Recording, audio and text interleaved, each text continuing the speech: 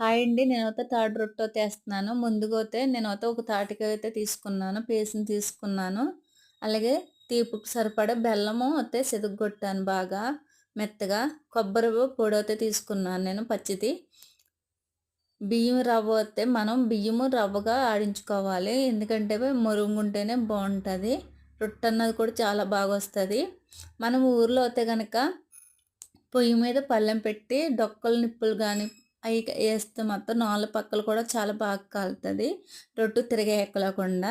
మనం గ్యాస్ మీద కాల్చుకుంటే అటుపక్క, ఇటుపక్క కూడా తిరగేయాలి. అందుకని నేనైతే ఇప్పుడైతే గ్యాస్ మీద ఏసాను కాబట్టి 2 ఆకులు చిన్న ఆకులైతే అరిటాకులేసాను. ఇది కలిపి పెట్టుకున్న తాటి పేస్ట్ మీదైతే ఈ పిండైతే నేనైతే ఈ అరిటాకులకి ఏసానమాట. చూసారా నేను ఎంత పలచగా ఏసానో? అంటే మూకుడన్నది లోతెక్కువుంటది కాబట్టి పలచగేసుకోవాలి.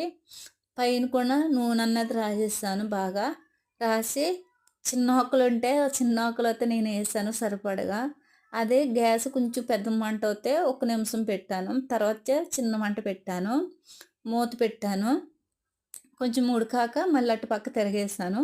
చూసారా మా ఇంగు ఎలాగొచ్చిందో కొంచెం మాడతదనమాట.